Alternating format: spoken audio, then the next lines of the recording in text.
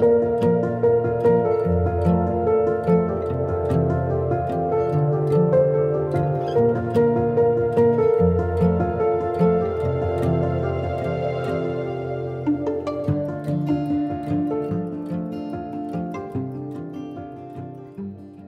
I'd like to begin with a confession. I speak this afternoon after lunch with no small amount of anxiety because speaking after lunch reminds me of being in afternoon kindergarten when after you had your graham crackers and carton of milk, you pulled out your mats and took a nap. And that reminds me of the fact that the first day of kindergarten, for me, I disintegrated. Well, not actually disintegrated. I had a moment of disintegration. Because when I entered the kindergarten classroom for my afternoon kindergarten class at Third Ward Elementary School, I entered a wonderful space. There were shelves with books and toys. There were games.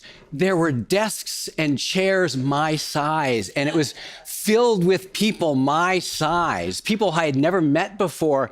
And rather than causing anxiety, this is kind of an exciting thing for me. And then in the back, they had these bins of wooden blocks, big blocks and small blocks. And they had these 3 wooden trucks that you could sit on and ride across the classroom and ride into the shins of Mrs. Franey. And it was just a wonderful experience. And everything was going swimmingly until on that first day, they invited us to all stand up.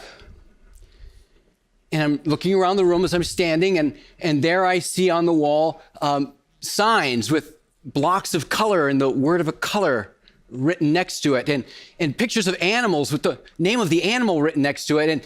And above the chalkboard in the front of the classroom was this litany of uppercase and lowercase print block letters from A to Z. And on another wall, you had numbers from 1 to 20.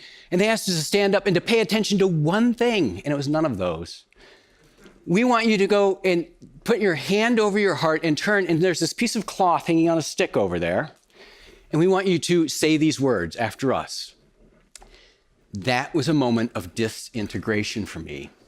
There is nothing in my life that prepared me for that moment, because never in my life, all 5 years of it, had an adult ever told me to speak to an inanimate object. Never once. But I learned that this was an exceptional moment in my life, and I also know it was going to be a repeated moment throughout my life, beginning that day. And for the rest of the year, my hunch was reinforced, because I pledged allegiance to that flag every day I was in school, but never once pledged allegiance to either an integer or an upper or lowercase letter. Never once to an animal or a color, but only the flag. But it wasn't an unusual experience for me because I grew up in a religious family. I grew up in church, as much as you can grow up by the time you're 5. So there were combinations of words and actions that were familiar to me. We prayed in our church and in Sunday school and in our home. And when we prayed, there were gestures that went with it. In fact, our table blessing, the ones we'd say in English and not in Swedish, instructions came with them. Our hands we fold, our heads we bow. For food and drink we thank thee now. Amen. That's pretty simple. I mean, the only thing it doesn't say is close your eyes, but that was implied by bowing your head, wasn't it?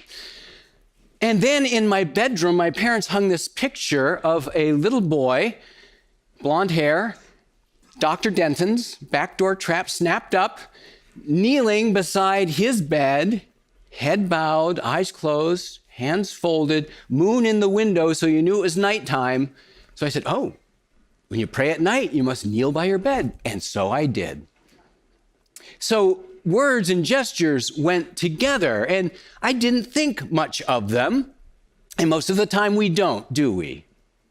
We do all sorts of gesturing while we speak, all sorts of acting while we speak, but we never think of them as exceptional until something unusual or unexpected happens that causes disintegration in us, causes us to say, oh, that's not quite right. And the reason is that these things that we do, these gestures that we make that accompany our words, are symbols. And symbols are dangerous, slippery things. Let me explain. If I had a hammer, I'd hammer in the morning. I would hammer out things that got the feelings from those imprecatory psalms out of my body. I would hammer things. I would hammer nails because it's a tool. It does something. But if you were to come back to our session this afternoon and the doors would have been shut, and on the doors would have been a picture of a hammer, and I was pounding inside, you would say to yourself, oh, that sign's telling me someone's pounding inside, we'll wait here. That sign would have one referent, that is, the work being done in this space. A stop sign means stop. Let me repeat that, those of you in California. A stop sign means stop. It's a sign, it means one thing. But if you take a hammer, for instance, and cross it with a sickle, you have a semiotic alchemy take place. All of a sudden, it explodes in possible meanings. It's the Soviet Union. It's Leninism. It's Marxism. It's communism. It's all things evil that oppose that flag that I pledge allegiance to, isn't it? It's a symbol, no longer a sign. If you take that stop sign, put a frame around it, and hang it into a museum of contemporary art, you've created a symbol, not a sign.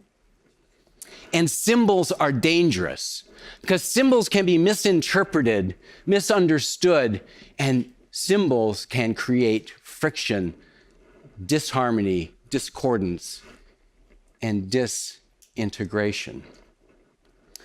So when we do things like bow heads, clasp hands, close eyes, and kneel, it doesn't surprise us or offend us until it does. First slide, please. This is Eric Reed beside his teammate, Colin Kaepernick. In 2016, the preseason, Colin Kaepernick made a decision that he would not stand for a flag that promises liberty and justice for all when his experience of that country was not that. He could not stand for it and would not. So Colin Kaepernick decided to sit for the national anthem for the first two games. This is where the story becomes very interesting. There happened to be an aerial shot of the stadium, I believe it's actually San Diego, in which the national anthem was sung, and it's a still photo, and looking down, you can see there's one player on the 49ers bench that's not standing, but sitting on the bench. Someone zoomed in and discovered it was Kaepernick, and all of a sudden, his cover was blown. So people came to him, why weren't you standing for the national anthem? What was going on that prevented you from doing it? Are you injured? Is there some reason? He said, given all that's happening in the lives of Black people in this country, from coast to coast, north and south, I cannot, with good conscience, say that I am supportive and enthusiastically supportive of our country. So I decided to sit down. Well, news of this spread across our country. Enter Nate Boyer. Nate Boyer is a diehard San Francisco fan. After high school, he went into the Army, joined the Green Berets, served 2 or 3 tours of duty with the Green Beret. If you know anything about the Green Beret, their motto is to always liberate. So many of his tasks were to protect people from genocide and from other forms of violence because of their nationality, religion, color of their skin. He was proud of his country and proud of the work he did. After he finished his career in the military, he decided to go to college. He's in his late 20s by this point. Goes to the University of Texas, joins the football team. He is most prominently known there for the person who led the team onto the field when playing in their home stadium, carrying the American flag. He tried to get a job in a professional football team, actually played some preseason games, but never was taken by a team. But he realized the transition from military life into civilian life and professional athletes into civilian life was difficult, and actually created charities to help athletes and military support each other in these transitions, to help create networks of employment opportunities. So he was asked, because of his knowledge of the military and of his knowledge of professional sports, particularly football, to write an essay for Military Times about his feeling about Colin Kaepernick. What Boyer chose to do was to write an open letter to Colin Kaepernick. And it began by saying how proud of him he was as a 49ers fan to be an athlete that has performed so well on the field and has done so much charitable work, in particular supporting the care and concern for veterans, which he himself has been directly involved in. But then said, "But I'm disappointed that you don't have more hope in our country. Knowing it's not perfect, sitting out means that you're disengaged, that you're stepping away, and that's not the sort of person that I know you to be. And I hope that one day you might find it in you to have enough hope and optimism for a better day for our country that I might be able to stand beside you and we will stand together for the national anthem on a sideline." Kaepernick was so taken by this letter that he said, "I need to speak to this person." It was such an even-handed, firm, but even-handed response that he arranged a meeting and invited his teammate, Eric Reed, who felt similarly to himself, to join them. So they met. And it was there that Nate Boyer suggested maybe the posture you need that won't be so offensive isn't sitting, but kneeling. Because on the field of battle, when a comrade goes down, when a woman or man is injured, or, heaven forbid, has given their life, you take a knee. You take a knee. When my daughters played lacrosse and soccer, and someone was injured on the field, every player took a knee from both teams as a sign of solidarity until that player was cared for. Maybe you could respect the flag and still show your solidarity with those people for whom you feel so much by taking a knee.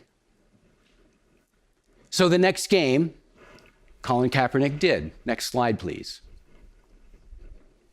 And beside him is Nate Boyer, hand over his heart, proud to be with his friend, Colin Kaepernick, proud to have helped him negotiate a non-controversial way of expressing his feelings.